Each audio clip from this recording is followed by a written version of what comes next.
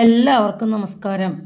കേരളത്തിലെ അതിപ്രശസ്തമായ ഒരു ക്ഷേത്രത്തിനെ കുറിച്ചുള്ള ഐതിഹ്യമാണ് ഇന്ന് പറയാൻ പോകുന്നത്. കേരളത്തിലെ പ്രശസ്തമായ 5 പഞ്ചപാണ്ഡവ ക്ഷേത്രങ്ങളിൽ ഒന്നായ തൃക്കൊടിത്താനം കോട്ടയം ജില്ലയിലെ ചങ്ങനാശ്ശേരിക്ക് സമീപമാണ് സ്ഥിതി ചെയ്യുന്നത്.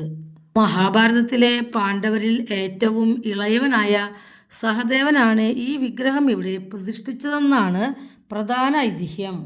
പാണ്ഡവർ തങ്ങളുടെ അവസാന കാലത്ത് രാജ്യം പരീക്ഷിത്ത് രാജാവിന് കൈമാറിയതിനു ശേഷം തീർത്ഥാടനത്തിന് ഇറങ്ങിയപ്പോൾ മധ്യ തിരുവിതാംകൂർ മേഖലയിലെത്തുകയും അവിടെ 5 പേരും ചേർന്ന് 5 വിഷ്ണു വിഗ്രഹങ്ങൾ പ്രതിഷ്ഠിക്കുകയും ചെയ്തു എന്നാണ് വേറൊരു ഐതിഹ്യം. കേരള ടൂറിസം വകുപ്പിൻ്റെ രേഖകൾ പ്രകാരം AD 9-ാം നൂറ്റാണ്ടിലെ കുലശേഖര ആഴ്വാർമാരുടെ കാലഘട്ടത്തോളം പഴക്കമുള്ള ലിഖിതങ്ങൾ ഈ ക്ഷേത്ര മതിലുകളിൽ കാണാം. അമ്പലത്തിന് അകത്ത് തന്നെ ഒരു ഗോശാലയുമുണ്ട്. പശുക്കൾ മാത്രമല്ല, വലിയൊരു കാളയനും ഇവിടെ കണ്ടു.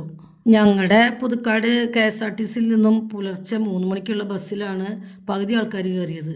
പകുതി ആൾക്കാർ കൊടകര ഷഷ്ടി അമ്പലത്തിൻ്റെ അടുത്താണ് കയറിയത്. അടുത്ത അമ്പലത്തിൽ ചെന്നതിന് ശേഷം അടുത്ത വിശേഷമായി വരാട്ടോ.